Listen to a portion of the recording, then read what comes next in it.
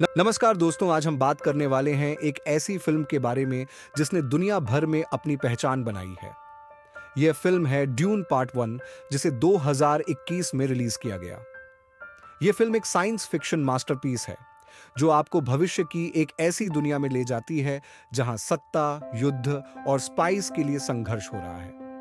Dune Frank Herbert की एक प्रसिद्ध किताब पर आधारित है और इसका निर्देशन किया है डेनिस विलनेव ने। तो चलिए, बिना किसी देरी के शुरू करते हैं इस कहानी को। कहानी शुरू होती है भविष्य के वर्ष 10,129 से। मानव जाति ने इतनी तरक्की कर ली है कि वो अब केवल धरती पर नहीं बल्कि दूसरे ग्रहों पर भी रहने लगे हैं। यह ग्रह अब अलग अलग घरानों यानी हाउस में बटे हुए हैं। इनमें सबसे शक्तिशाली है हाउस कोरिनो, जिसे गैलेक्सी का सम्राट भी कहा जाता है। सम्राट की एक खास सेना होती है जिसे सरडाउकर कहते हैं, जो अत्याधुनिक तकनीक से लैस होती है। दूसरी तरफ ग्रह अरेकीस में एक बेहद कीमती और शक्तिशाली पदार्थ मिलता है जिसे स्पाइस कहते हैं। यह स्पाइस न केवल अंतरिक्ष यात्रा के लिए जरूरी है, बल्कि यह इंसानों को सुपरह्यूमन एबिलिटी, लंबी उम्र और अद्भुत ताकत भी दे सकता है। स्पाइस का कारोबार पूरे यूनिवर्स में होता है और इस कारण से अरेकीस का ग्रह बहुत कीमती है। ग्रह अरेकीस, जिसे ड्यून के नाम से भी जाना जाता है, एक मरुस्थलीय ग्रह है जहां जीवन बहुत कठिन है।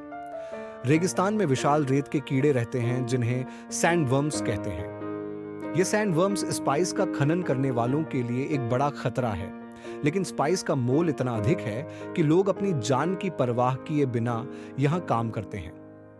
स्पाइस के व्यापार पर नियंत्रण करने वाला ग्रह ही पूरे ब्रह्मांड पर राज कर सकता है।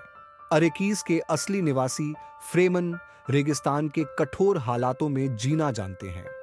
ये लोग अपने आप को स्पाइस का संरक्षक मानते हैं और अरेकीस की जमीन पर बाहरी लोगों को पसंद नहीं करते।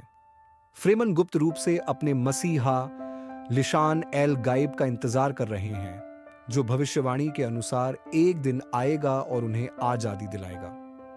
लंबे समय से अरेकीस पर हरकोनन परिवार का कब्जा है, जिसे बैरन व्लादिमीर हरकोनन चलाता है। यह एक शक्तिशाली और निर्दयी परिवार है जिसने फ्रेमन और अरेकीस के लोगों पर अत्याचार किए हैं। हरकोनन ने अरेकीस से स्पाइस का खनन कर खुद को अमीर बनाया है। कहानी अब शिफ्ट होती है दूसरे ग्रह कैलाडन पर, जो हाउस अट्रेडिस के नियंत्रण में है। यहीं पर हम मिलते हैं इस कहानी के मुख्य किरदार पॉल अट्रेडिस से।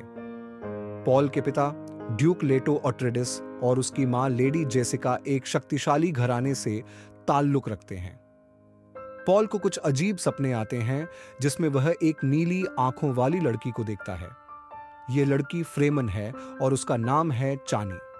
ये सपने पॉल के भविष्य को लेकर कुछ संकेत देते हैं। इस बीच सम्राट का एक दूत अट्रेडिस परिवार के पास आता है और बताता है कि सम्राट ने हाउस हरकोनन से अरेकीस ग्रह का नियंत्रण छीनकर अब हाउस अट्रेडिस को सौंप दिया है।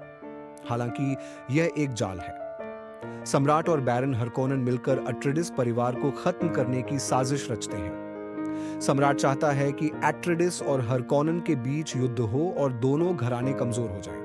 ड्यूक लेटो अब अरेकीस जाने की तैयारी करता है, जहां उसका योद्धा दोस्त डंकन इड्डाहो पहले ही वहां पहुंच चुका होता है। डंकन फ्रेमन से मुलाकात करता है और पाता है कि उनके पास भी अपनी ताकतें और युद्ध कौशल हैं। ड्यूक लेटो फ्रेमन के साथ मिलकर काम करने की योजना बनाता है ताकि हरकोनन और सम्राट का सामना कर सके।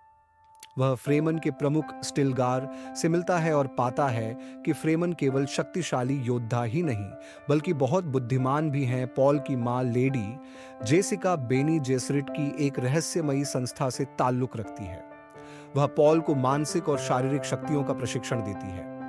बेनी जेसरिट का मकसद एक ऐसा सुपर ह्यूमन बनाना है जो गैलेक्सी में संतुलन ला सके। पॉल को जल्द ही अपनी नई शक्तियों का एहसास होने लगता है।